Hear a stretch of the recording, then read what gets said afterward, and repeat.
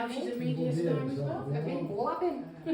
Me gets just about history. So yes, a whole year. I mentioned that at the beginning of the talk. You have to do that bit now. Cross that off. I know. 12 whole months. It's all right. Yes, I can see that. I can see that. So, I guess we're starting. I always get really nervous still at the beginning of this. No one's walked out. Well, you're not seeing that. It's okay, we're not here. So yeah, it is a whole year of doing my talks, and you know, it's really exciting.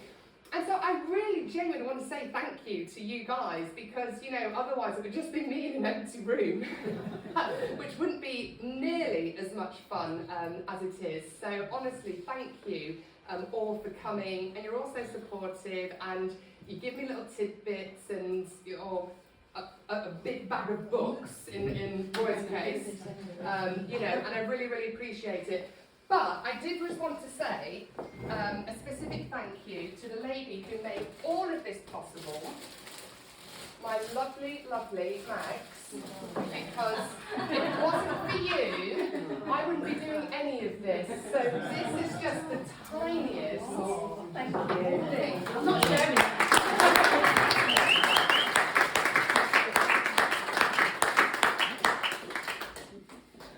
Without her, I'd be nothing. It's a bit of coffee or that, isn't it? Second. Is that all right there? Yes, that's all right there. As long as it doesn't try to get involved. You know, this is my talk. My talk, not yours, Mr. Coffee. So tonight's talk, it's the best title. I'm not very good with titles. You regulars, you all know this. I'm not so good with them. Old things of, I just like Oldham. That has nothing to do with the talk. It just scans better than Oldham. And the idea for this came from Roy, actually. So last month, Roy gave me, it was like a souvenir edition of the Oldham Chronicle from 2004, commemorating the 150th anniversary of Oldham officially becoming a town. And I read it, it was fascinating, absolutely fantastic. The adverts back then, you know, men wanting this and women wanting that, and I was like, I'm not sure you could do that nowadays. And lots of wanting to borrow £3, you know, we'll pay back at X amount. But I just like, that's absolutely fine. I might do that myself next month, actually. For 20 grand. I'll pay you back sometime. And so I initially thought, do you know, now it's 170 years, and I thought, oh, I'll do a talk on the last 170 years. But then I was like, I've done that. I've done coal mines, I've done cotton mills, I've done everything really in the last 170 years. So then I thought, do you know what? Go big or go home, okay? And I don't go home, and I've gone big. I thought, old things, well, let's go back. How far back in time can I go when it comes to Oldham? Oldham, I can say it now. And I've managed to take us back to about 9,000 years. Progressively working my way up to the 19th century. But there were some things that I really discovered I hadn't been aware of. And I think there's some really fun stuff, and I really hope that you enjoy it. So I hope this isn't the talk that makes you all go, no, I'm not bothering this. Please don't let it be that one. So we'll run through the agenda. I do like an agenda. And I chose this font because it seemed quite historic. So, you know, trying to keep it with the theme. So, Stone Age Oldham. We're going to look at a bowl barrow, Castleshaw Roman Fort. Then we've got, these fascinated me, Honeywell Lane and Church Lane. Then Hathershaw Hall, probably most of you are aware of that. Yeah. Holy Trinity Clock. Yeah. Had to get that one in. Yeah. And then finishing with one of my favourite things, Friday night dinner. So, we will start in Stone Age. Okay, now, back in the Stone Age, there was no Oldham. Clearly, you know, the town did not exist. There were no villages, there were no permanent settlements. People, the humans at that time were nomadic. They followed the game, they followed the animals, they moved, they may have had temporary camps in places. We know there's places across Britain where they may have stayed for a few months. There were places where they might go back to on an annual basis. There were places they'd have used once and never gone back to again. So people were nomadic. So like I said, Oldham as it is didn't really exist. And you know, Max, I'm going to have another light on. I'm really sorry. I thought do this, but I'm at that age. Well, there, thank you. But we know there were people living in what is now Oldham, in the Oldham area. So we know this through archaeology, archaeological finds, things that were either dropped, purposefully left, that we have found now that tell us about the people who were living here thousands of years ago. And so I came across an article online from the Manchester Evening News from 5 years ago about a Bronze Age spearhead that had been found on a farm in Royton. Obviously, it had been dropped or maybe discarded, but this is it once it's been cleared up. So this is the spearhead. I mean, in really good condition, considering it's 3,500 years old. And this was it in the mud where it was found. And it doesn't look much, but like I said, it's 3,500 years old, and this is why, Marcus he gets very, just stop doing that, Kelly, but like, if we're somewhere historic and I can touch something that I know someone made or touched hundreds, thousands of years ago, I get all like spooky. It's just like, you're almost holding hands with someone across time, and I know that sounds really weird, I'm going to move on for that, I will always regret saying that, but, like holding that in your hands, knowing that the last time it was probably held was 3,500 years ago, I find that absolutely amazing. It was lost, dropped, snapped off, discarded. Maybe this hunter was living in the Royton area, maybe he was just passing through. We don't know, but we do know that there were humans living in the Oldham area. And so the finder of this, I don't know if you're aware, but if you find anything historic, anything that's classed as treasure, you have to report it to the Portable Antiquities Scheme. It is the law. You must do so. And you report it to the Portable Antiquities Scheme, they'll come out, have a look at it, and tell you if it's treasure or if that's something that was made in the 60s and therefore you can just have it. But I thought, well, I'll go onto the scheme, the PAS site, and see what else has been found in the Oldham area. Anyone can access it, you just go on, and I literally typed in Oldham and it brought up all the things that have been found. So I couldn't nick their photos, they don't allow me to. So I don't have any other photos of them, but I will give some lovely descriptions. If you find anything, you have to report it within 14 days. And unfortunately, loads of people don't report things, so it's harder to get that full picture when people just keep things. But the good news is, if it's treasure, you get paid for it, okay? So the value is split 50-50 between the finder and the person whose land it's found on, and sometimes it can be a lot of money. So this, I don't know if you've heard of the Staffordshire hoards. Yeah. So this was a collection of 244 gold objects found over 5 days in 2009. This is just a collection of it. It was all gold. It was probably being deposited purposefully. And £3.3 million was paid for this by Birmingham Museum and Art Gallery and the Potteries Museum and Art Gallery. And so the gentleman who found it, Terry, and it was on the land of a farmer, I think, called Fred, with his permission, and that £3 million was split between them. Yeah. Little piggies, not a matter. Yeah. And the thing is, Terry found it. If he'd not had Fred's permission, Fred would have got the lot. But there is, and as far as I'm aware, no hoard like this has been found in Oldham, but there's every chance that there is buried treasure in the Oldham area just waiting to be found. So just keep your eyes peeled, yeah? Next time you're doing any digging in your garden, because we know there's ancient people who've been living here. If you find something, well, let me know. So I'm just going to take just one thing before you report it. You get some treasure. But anyway, so back to the Portable Antiquities Scheme. So I found quite a few items that date back to the Mesolithic era, which is literally Middle Stone Age, and that goes back about 9,000 years. So there's been flints and scrapers, and then there's Neolithic, which is like the end of the Stone Age. Again, you've got arrowheads, you've got knives that have been found. So they're up to maybe about 4,000 years old. And they're all described quite vaguely as being found in the Saddleworth area. The PAS, they're obviously not going to say, oh, it's found at this exact site, because then people are going to descend and might find other things. So they do keep it quite vague, but it was all Saddleworth. So yeah, get your metal detectors out, people, and see what you can discover in your back gardens. So that's Stone Age. Moving on to the Bronze Age. Have you anyone heard of Bowl Barrow? No? Okay, I hadn't until I started doing the research.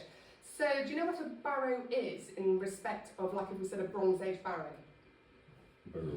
It is, yeah. Sorry, I came across a very school teacher there, didn't I? I was going to pass this test. So yeah, it is a Bronze Age burial. Its proper name is a tumulus, but more commonly known as a burial mound. And they first appeared in the Bronze Age, about sort of between 2200 and 1100 BC.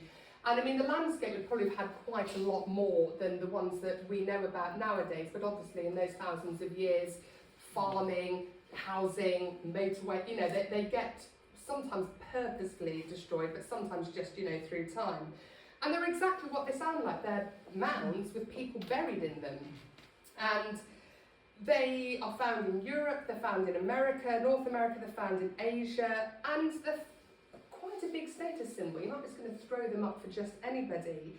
And when I did, my master's degree, one of the things that I wrote about, that I studied, was like things like this in the landscape, why they're put there. And quite often it's to project power. It's to maybe mark a tribal boundary. You know, this is my land up to here. Anything after the burial is your land. Okay, we're not going to fight over that. It wasn't just necessarily about, you know, burying and honouring this person who had died, but it was also about maintaining their memory.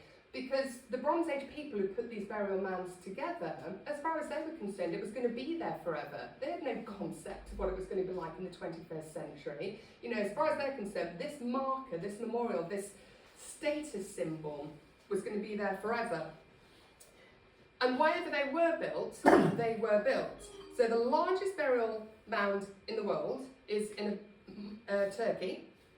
It looks like a mountain, doesn't it? It's over 60 metres high. That is a man-made burial mound, okay? And it was for a king called Aliata. And it's 2,500 years old, and it's just massive. So he clearly was a king of some status, because, you know, marking their memory, defining, you know, our tribal territories is one thing, but going to that much trouble, you know, he must have been a king of some status. You know, I'd love to think I'd have something like that, but I think it's unlikely. But, you know, just throwing that out there, Marcus, you know, if I pop off before you. And then there's a lovely one. So Wales is filled, particularly North Wales and Anglesey, with burial mounds. And this one is called Bryn Cechley Thu. It's near Brynchenkin on Anglesey. And you can see it's much smaller. So these are my photos. And this is another view of the mound, featuring my long-suffering husband and the dog, having the time of a life in there. So you can see this one's a lot smaller, but, you know, very, very similar in structure, and certainly for whatever reason they were built. And you can go inside, so you can see you've got the entrance. I can report there's no bodies in there anymore, but you can see it's like all the ledges where the bodies would have been laid out. And I like it's still used. It's not just like a drunken hangout, because there were flowers in there, there's candles, there were coins that had been put in there, which was really quite lovely. So this is about the same age as that one in Turkey, but archaeologists know this site has been used for about 5,000 years. So back to Bowl Barrow. That is an Oldham burial mound on Saddleworth. I've not been there myself, I have to admit, but I found this photo. The only photo I could find of it. It's clearly not like a major tourist destination on Saddleworth, but that's it, just there. So that's the only one I could find. So it looks quite a decent size, you know, but one that I'd never heard of it. And, you know, I'm all about Bronze Age burials, but it has been archaeologically investigated, 1911 and again in the 1980s. So nothing really was found, no burial goods, you know, sadly no buried hoards. and it's considered to be in really good condition. So I will get out there. I'll probably find out it's on private land, but that needs me to go and have a look at it. But again, going back to Oldham wasn't permanently settled, it didn't exist back then. But the whole point of this, when I was saying these were markers for some reason, you're not going to put a marker where there's no one to see it. So it does tell us quite a lot that there were quite a few people living in the Oldham area in the Bronze Age, because otherwise why go to the bother of it? Okay. So moving forward 1,000 or so years, some of you have probably heard of this one, Castleshore Roman Fort. Yeah. Yeah, okay, all of you. Like, oh, we've got that one, Kel. We've got that one. So, Roman forts, built all over, or bits built all over the known world as far as the Romans were concerned, and they served an important purpose. They were occupied by Roman serving soldiers, and you know, it's so there are so many accounts that survive where basically a posting to Britain was just like WTF, seriously, FML, and all that, you know, what the kids say. It was just considered to be, really, what have I done? And sometimes it was a punishment that you are being sent literally, as far as they're concerned, to the ends of the earth. And the ones on Hadrian's Wall, they were just like, seriously, just shoot me now. You know, bless them, which was obviously very rude. But they were sent, they were filled with Roman soldiers to keep the unruly, usually local population in check. Because at the time, Britain was populated with Iron Age tribes. You know, the Brigantes, the Trinovantes, the Iceni. And they were like, well, we're not so keen on having Romans here. So they built the forts to keep all those in check. And they were like the equivalent of all the castles that sprung up after William the Conqueror came and, you know, took England. They were built to impress the local population. They were built to awe the local population and just really remind them of who was in charge. And some of the most famous forts are along Hadrian's Wall, and to keep the troublesome northern neighbours at bay. And the wall stretches east to west for 73 miles, and several forts along its length, and one of the most famous is called Burdeswald. That was built in the early part of the 2nd century and was occupied until 400 AD, literally just a few years before the Romans departed for good. So there's not much left to see, but again, I've been there, we've been there, and I dug out some photos, so ignore that, that is not a Roman fort, that's a more modern edition, but it was one of the coldest days, and I'm so inadequately dressed. That is your very cold favourite local historian. But there's quite a lot above ground that you can still see, which is absolutely fantastic. Don't know then, get out my photo. And again, the long-suffering husband. And I do have to say, this was actually on our honeymoon. He's a good egg. He's a good egg. But it's just like, do we go to the pub now? We're on our honeymoon, can we stop doing this, please? You know, but it's just a really great example, like I said, of what you can still see at quite a lot of the Roman forts, okay? So they were built all over Britain. There's a fort in Manchester, Manukium, but known as Mancunium, so now we know where Mancunium comes from. And the man part of Manukium means either mother or breast-like. It can be interpreted in both those different ways, so I'm saying nothing more about the breast-like Mancunians. But that was built in the 1st century AD and abandoned towards the end of the 4th century. And, you know, the ruins of Manukium, there used to be an awful lot of ruins right up until the Industrial Revolution. It's in Castlefield, and a lot of that was redeveloped during the Industrial Revolution, so they actually got rid. And they were like, well, that's been hanging around for 2,000 years. We probably don't need that. Let's put a cotton mill there instead, or something industrial. But, you know, there are still bits to see. It's great. It's a lovely little spot. So next time you're in town, go and have a little wander around Manukium. And so, all this about other Roman forts, and Oldham had one, situated at Castleshore, which, again, Saddleworth, but still technically Oldham, so it's in this talk, okay? It's an old thing of Oldham. And there's very little at Castleshore that you can see, but you can see the outlines. I think this is a bit... I've stayed there. Have you? Yeah. Well, there we go. Did you go and visit it? No, I'm sure with the brownies or the brides or something. Our son went Trips there stay from there. school, and Yes. they stayed overnight there. Oh, Yeah, I think it wonderful. might have been school. They still do it now. I'm getting ideas. You'll never go in a tent. I'll go and glamp there maybe. There's no glamping facilities But there. so yeah, you can see obviously the outline, but there's not really anything above ground that can be seen. But there is a lot that we know about. So it was built originally in 79 AD out of turf and timber, and it had a granary, stables, workshops, storerooms, and an administration centre. I love that the Romans were all about admin. So it had an administration centre. It housed about 500 soldiers, and it was built to guard the York to Chester road. Wasn't used as a fort for very long. In 105 AD, it was remodelled and turned into a fortlet. Now, do you know what a fortlet is?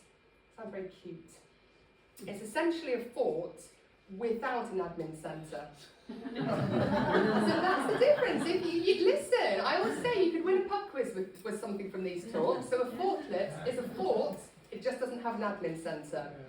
And it was made smaller, because I was thinking there's no way that housed 500 soldiers, but it garrisoned about 100 people at this time, after it being remodelled. So it was made smaller, but they made one really important addition, which I would have been very happy about. They put in a hypercaust. Do we know what a hypercaust is? Underground central heating. The Romans were famous for it, yeah? All the big villas, they had underground central heating, and they put it in there.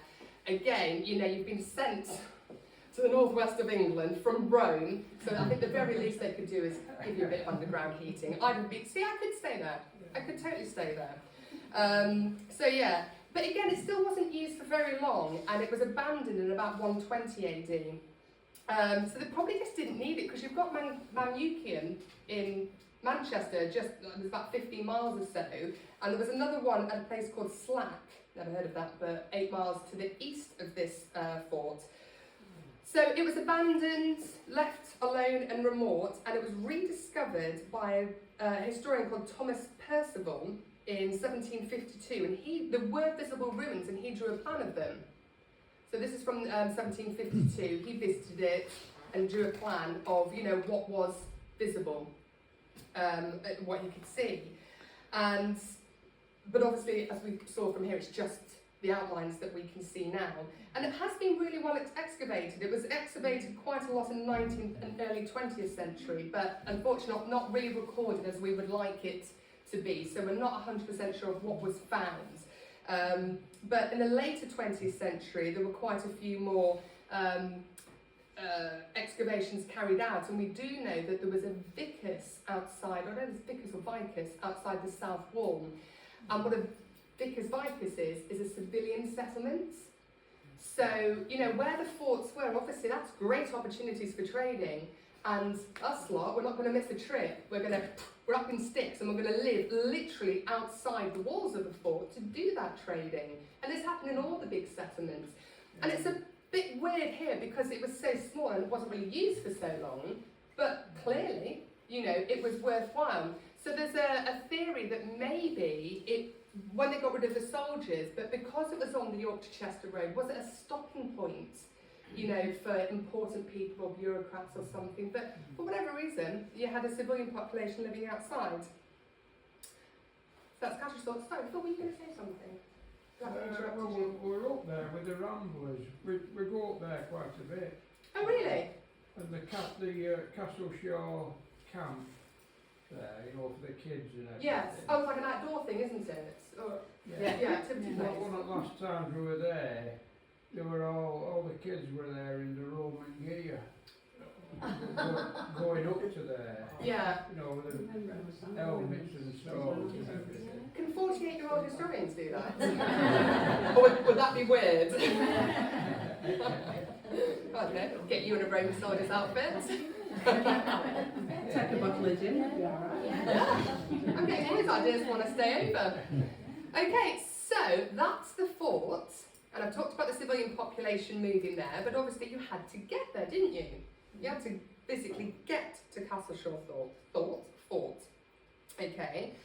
Oh, and that links very nicely to the next segment of this talk. Can I just throw these things together? So to get there, particularly from around here, you would go along the Roman road. There was a Roman road that linked Manchester to Castleshaw, and obviously needed because that's where the fort was.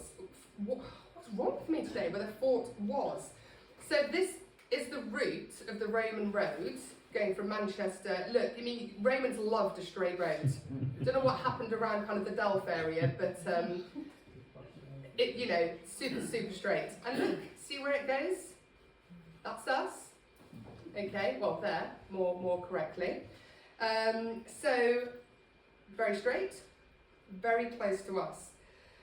Archaeologists aren't 100% sure this is the exact to the, you know, in degree route, but it's pretty much there or thereabouts, okay? And so the original road was about 13.5 miles, and obviously most of it has disappeared. So, I mean, obviously the physical road may still be there, many feet below the current surface, but the actual route of it has long disappeared, you know, with development, buildings, you know, just things being built over the last however many years. But the actual route, you know, is probably there or thereabouts. And there are only a very few stretches where a modern road follows the Roman road. And Honeywell Lane is one of those. I couldn't believe it when I discovered this. Honeywell Lane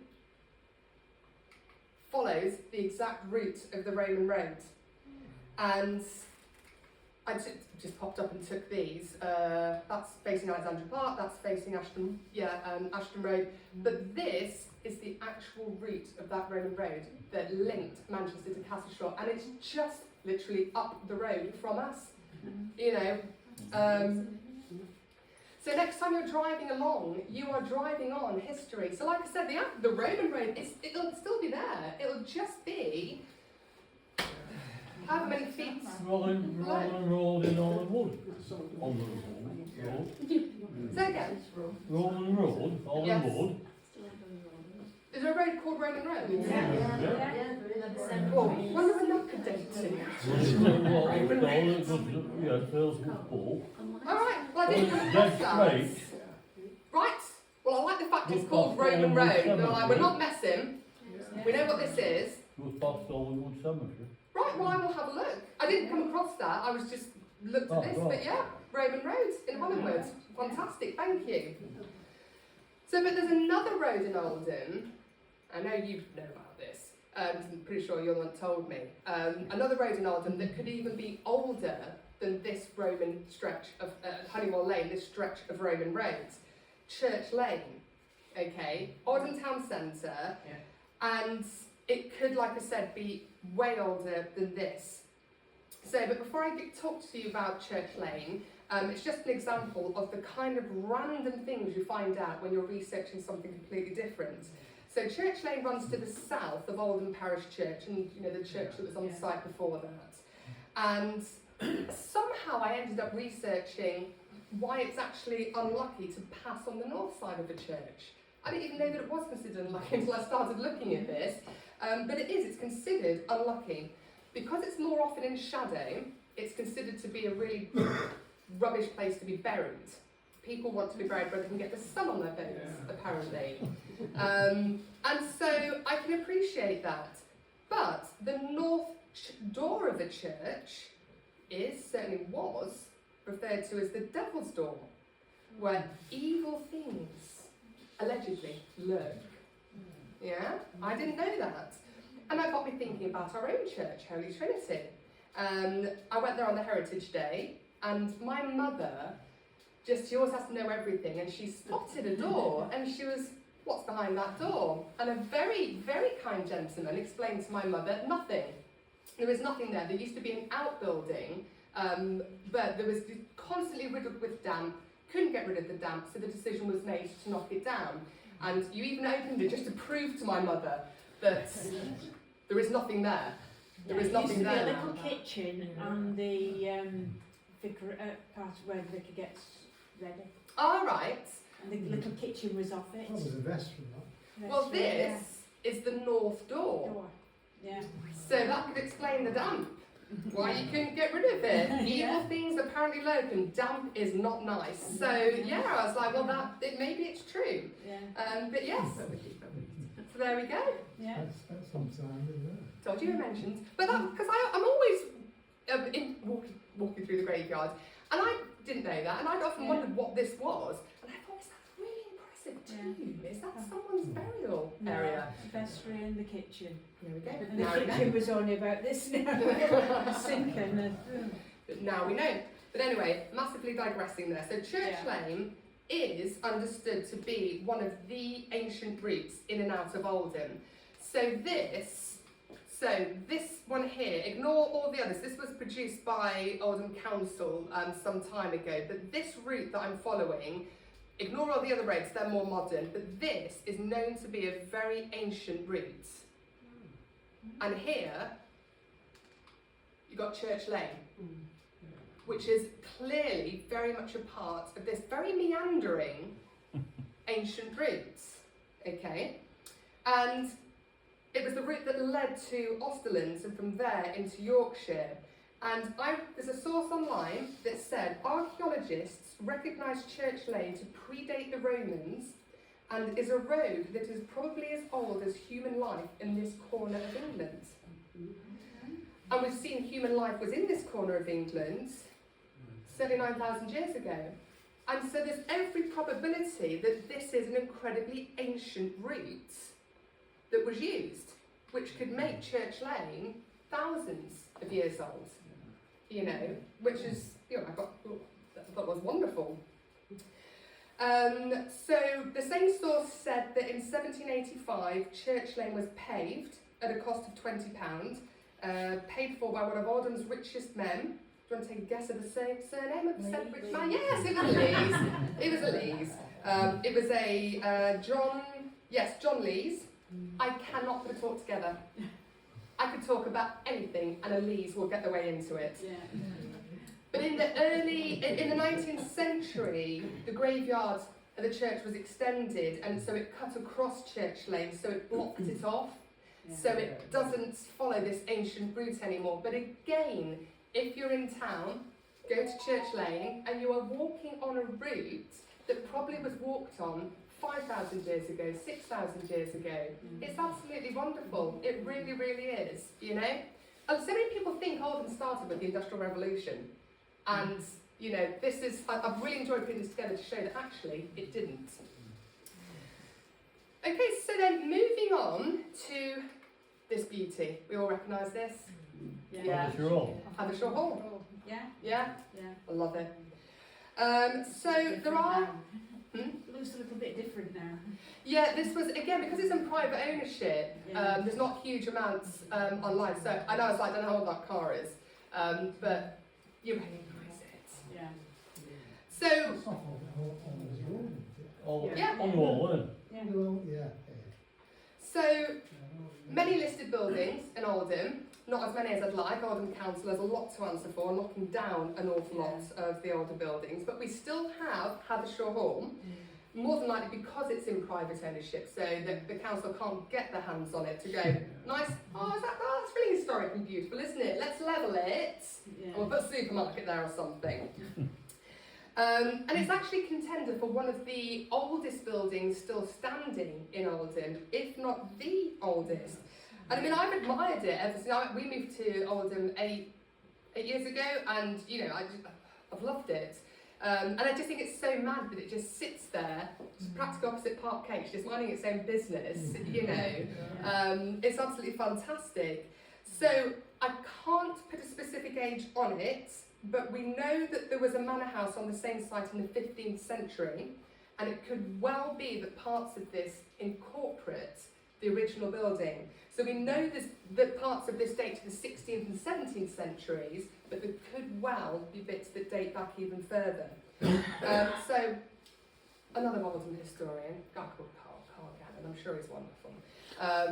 He's done some work on it, he knows the owners. And he's dated parts of it to 1427.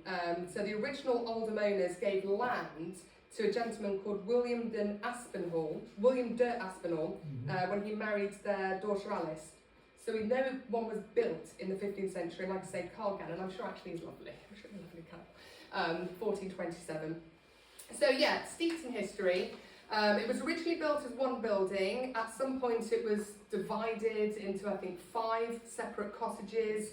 In the 1970s it was remodelled, and I don't know if it's one house or 2 houses. It's conflicting information online, and I have found a recent reference to Hathershaw Hall and Hathershaw Cottage on the same site. So it might be 2 separate dwellings now, I'm just not sure. But it's a Grade 2 star listed building, so it means it's got particular historic and archaeological and architectural significance, subject to many regulations to preserve its special character. And basically, I just need to get the courage to go and knock on the door. Please, can I have a look? I've been on the radio. Yeah. Could I? I really do need to, so I must stop saying that and actually do it. So when I was researching the hall, I found mention of previous owners. So in the 17th century, it was owned by the Sandford or Sandyforth family, who unfortunately for them were on the wrong side during the English Civil War. They supported the Royalists, and so they were confiscated by the winning side. A lot of their estates were confiscated by the winning side. But they held on to the hall. And in 1645, there was a great plague in Manchester. I hadn't been aware of that, but there was. And it made it almost to Oldham. It basically got as far as Hathershaw Hall. That's where the plague reached. And Manchester was kind of put on some kind of lockdown, not too dissimilar to that COVID a few years back. It raged with violence, no one was permitted to come in or go out of the town. Many families perished, but Parliament voted a grant of £1,000, a lot of money for the relief of Manchester. And tradition has it that many members of the Sandford family were killed in the plague outbreak as it reached Hathershaw Hall.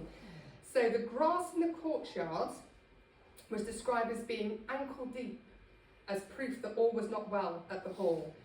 And I mean, clearly the neighbours have very high standards, because if you saw the grass in my garden sometimes, I'm like ankle deep, and they're like, they know something really bad's happening. I mean, they seriously had very high standards.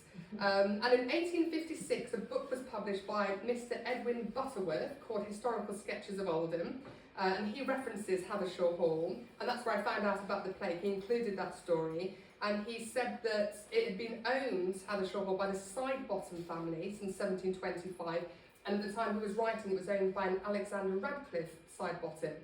But I know it's now obviously it's owned by someone else. He's not lived that long. And in 2018, the current owners launched an appeal to help fix the roof. So, I mean, I don't know any more than that, but I assume it was successful because it's still standing, still has a roof on it. But yeah, absolutely gorgeous. And it's just really weird because, you know, that would have originally been just on its own part of a huge estate, you know, that was gradually sold off over the years. And now it's just there, surrounded by modern houses, by parquets, and I just think it's absolutely wonderful. Okay, so, moving on to, and I got so excited about this, Holy Trinity clock. Okay, honestly, it's a lot more exciting than that introduction made it sound. So I cannot claim as a historic fact to know what is the oldest clock in Barnsley. But you know what? I'm going to stake a claim that it's the clock at Holy Trinity Church, okay?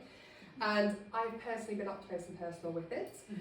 I got so excited, I really did. So again, on the church's open day, the Heritage Day, and I went and I was very happy looking at all the old documents, and I found something relating to the clock, and a lovely gentleman called Mark, very kindly, well, do you want to go and have a look? Go on then. Yes, so he took me up. You go up these stairs, which are, I was just like, oh blimey. So it's a bit like being in a castle, they're winding. And obviously they didn't just give me the keys and say, go on. Mark came with me, and he gave me permission to put his photo in the talk. But he was just so lovely and helpful. And he also volunteered as chief spider slayer in case there were any monsters. But no, Holy Trinity runs a tight ship. There was nothing up there besides clock. It was fantastic. Okay, maybe a little bit of dust, but we can overlook that. So it's a bit fiddly. You kind of had to go under and whatnot to get to it. But this is the mechanism. It's beautiful, absolutely beautiful. And so this is the date, 1845. You know, this is a really old clock. It's just shy of, if my maths is right, 180 years? Yes, few. And, you know, and it's still working, and you've got handles on each side that you wind for the minutes and the hours, and Mark let me do it. I wound it. That clock is running because of me. Honestly, it was such a thrill. I'd never even thought about, like, the clock being, I just assumed it would be something modern, you know, however these things work. But we have got that, 1845, and this is the pendulum. You know, it's just absolutely beautiful. It really is. And so, of course, I was like, oh, okay, Joyce and Son, let's have a look at those. So, they're a family-run, well, they were a family-run company in Shropshire, established in 1690, and they claimed to be the oldest clock manufacturers in the world, so very fitting for this talk about old things. Obviously not Oldham based, and forgive me, but they were founded in a village called Cockshut, which just made me snicker. But they moved to Whitchurch, which didn't make me snicker at all. And in the 1830s, Joyce and Son, they started making clocks for churches, other public buildings. So they also made the clock at Manchester's Royal Exchange, Duckenfield Town Hall. They've got one of these clocks. Various railway stations, Liverpool, Lime Street cathedrals, Lichfield, Salisbury, Chester. They installed a clock in the Greenall's Brewery Clock Tower in Warrington. And they also supplied clocks to Australia, India, China, South Africa and Canada. You know, so this was an amazingly impressive firm, and we've got one. Yeah. You know, still there, still glorious, still in perfect working order. It really is a wonder. Does it no longer chime? Does it? No longer chime? It does. It does. Yeah, it does. It does chime. They try to chime it every Sunday. You can hear them trying to set the time on Sunday. You used to go every hour. Yeah, it did. Yeah, they did, yeah. Yeah. You know where that was made, right? Joyce and Sons. Have you ever watched, is it Antiques Road Trip? Right. Have you seen the auctions, what's called? Some of the auctions are in the old factory. Yeah, it shows it outside Joyce and Sons. Well, I mean, I genuinely fell in love with this clock, and so I did have a Google to see if you could buy one. No, you see it, And you when can. you're around with the cars, But they're not very cheap. buying They're not very cheap, so Oh, don't worry, I yeah. haven't yet. How much are they? Yeah. Well, you can pick one up. You know, it's nothing really. Go on. I mean, it's just a minor. About £3,500. We're all right. Yeah. Yeah, we're fine. That was put in a year after the church was open. Yeah. Yeah. And it's just absolutely glorious. But there's a couple more bits to say about this. Okay, so there is a handwritten inscription. This is my best efforts, I couldn't really, but don't worry, stay with me. So there's a handwritten inscription on the inside. It was over on the left, like the wooden bits where you've got the clock mechanism. And luckily, and again I have the church's permission to put this in here, somebody took a better photo and deciphered the inscription. So this clock was presented by J.D. Lees of Copper's Houses, he then being the first People's Warden of Holy Trinity Church, Bardsley, and then as an afterthought, witness H.C. Stepney. We don't know Stepney. But, yes? Was Lee's part and parcel of, what's that place where they made all that ironwork? Park Bridge? Park Bridge. Yeah. Oh, Were they Yes. related? Yeah. so I've not specifically thingied him, but it would have been, I've done, Yeah. I'm going to say yes. Right. Yeah. I'm going to say yes. There we go. I was I about think to you're go off on right, a I think you're tangent. right, yeah. But yeah, I was like, oh, what a surprise! It's Lee's. It's another Lee's.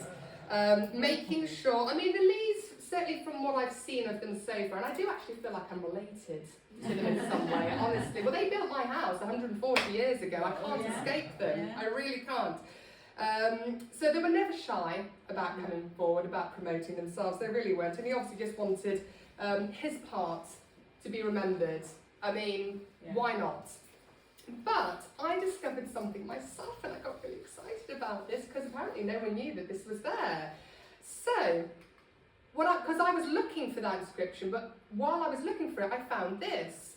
So this is an inscription that reads, "My very dear friend, the Vicar Fred Simpkin, left this earth forever, 5th November 1988. Roy Fletcher, rest in peace." Yeah. I wonder who put that up there then. That was Fred, Fred wouldn't have Oh, put that was that simple, up there. right then, wasn't it? Yeah, he died on bonfire. Yeah. Yeah. With And an so- asthma attack. That inscription was written, but nobody, well certainly, you know, I'm not doing a Lees and saying I did this, but No. you know, nobody at the church knew about it. When I went down, I was like, oh my gosh, there's this as well. But isn't that wonderful? Mm. You know, so another Related. bit of local history, Yeah. you know, Yeah. and now we know about it. It was when he married us, wasn't he? As well as this Fred, one. yeah. They did that. Our marriage. So again, 50 He married years. us. oh did Two he? odd socks, one red and one green. Oh right, sounds quite the character. I approve. Yeah. Oh, it was yeah. character. Oh, You married us. Tell you Right. what, you like to drink it, don't you? Oh, I like him even more. Yeah. I approve even more. I had to go to the solicitors with Fred one day down in Manchester, and was in the solicitors, and he put his foot up and I thought, he's got 2 odd socks on again. I like it. Yeah. Yeah, That's what- his son, Paul that came, Paul or David, I can't remember, came to church to bring some stuff. His mum had died and there was a lot of photographs and Yes. things. And we're saying about him, he says, well, it must have been a thing with him. He says, I never really noticed him having those socks on. Clearly a thing. Well, Christmas time, we used to live down that lanes. Christmas time, you come down and Yeah. he shifts you a bottle of vodka or whatever. Oh, Whiskey. Oh, whiskey. Whiskey. I do like the cut of this we're gin. going Very down, good. we're going down George Street in car. We've been up Oldham together. There were about 4 of us in it. And we're coming down George Street, and they made it one way, so we were only going up, and we were going down. Oh, So Fred, you going down the wrong way. I said, be alright, God is with us. That was Fred. Yeah, it was. That was simple. yeah. He came to see me in hospital once and there was cleaning around me. You know, they come in the morning, the vicars, and he was talking to me and he says to her, I haven't quite got the thing about lifting both my feet up at once when she could clean under his feet. Oh, this is lovely. Lovely that you're Yeah. sharing stories of him. Yeah, he Lovely. was Well, I'm very a glad that I found that then. He was a little Um, man. A lovely So- man. He was. So I'm going to have to move on now, I'm afraid, to the last part of tonight's talk. But honestly, that's lovely, showing that's what this is about. That's local history. So the last part of tonight's talk, and again, what I discovered by history, one of those random things that you end up, and some of you might know this, okay, but I didn't know this. So a few weeks ago, I was driving in Oldham, and I ended up turning into like Tommyfield Market by accident, and it all got really stressful because there were loads of vans and things there, and I was like, oh, you have to do like a 70 million point turn just to turn around to get out, and I was Yeah. very, very stressed. And I drove away thinking, to my shame, I have never been to Tommyfield Market. No, I have now because I was on the radio. I had to go into it yesterday, and yeah, so the very first time I went into it, so I thought I'll do a bit of research in Tommyfield Market. So it dates back to 1788, and it was so named because a local gentleman called Thomas Whitaker rented out his land. Tommy's Field became Tommyfield, and the rest, as they say, is history. But that's not why I've included that little anecdote. I discovered something much more interesting than that. I discovered the oldest known serving of fried chips was right here on our doorstep, which led to the development of fish and chips. Forget the cotton industry. you know, or the coal mines, or everything else that Oldham's famous for, we invented fish and chips, okay?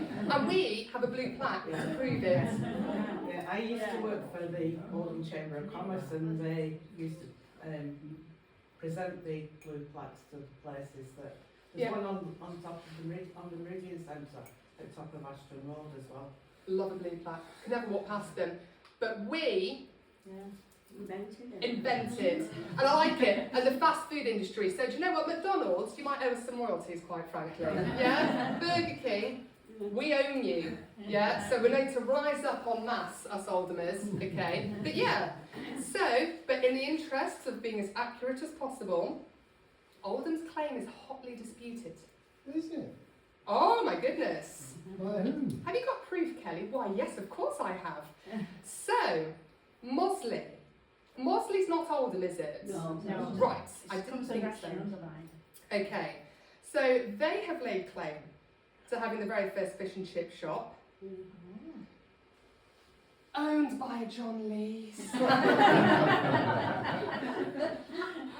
They get everywhere, and this Mr. Lees wasn't shy when it came to a bit of self-promotion either. So he was taking no chances that anybody else was going to steal his claim.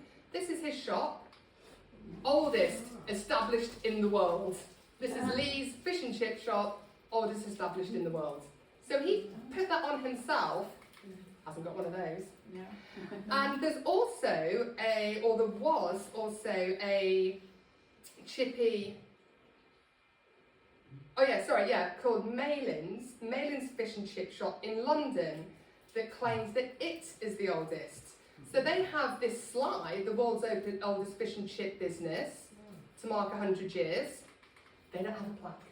So as far as I'm concerned, you ain't got a plaque, you can paint it in your window, you can go onto eBay and order one of these things, but you are not the oldest fish and chip shop. That is our claim to fame, and I absolutely love it.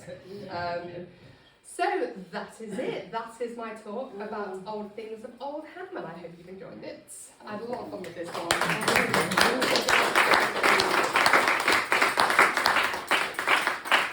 So next month, I just need to give you a little disclaimer. So it's the first Thursday in November, and I'm going to be redoing, but brushed up, my talk on the men and boys from Bardsley War Memorial. It is a lovely talk, I don't say that myself. It's really good. So please do come to it.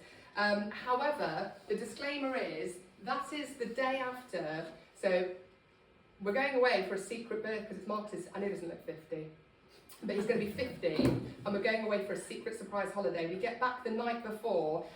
I'm making no promises about the state I'm going to be in after going away for his 50th birthday, so I might not be looking my best. I'll try not to be too hungover, but no, I will be here in some way, shape or form to do the talk, and I really look forward to seeing you all there, so thank you all very much. Thank you. Well, it's his birthday, you no need to drink. What do you think about that, Marcus? You think that's right? No, it'll never happen. I'm not sure I follow. Your accent's a bit too thick for me to understand that. But that's it. Everyone else. Any more suggestions? Thank you.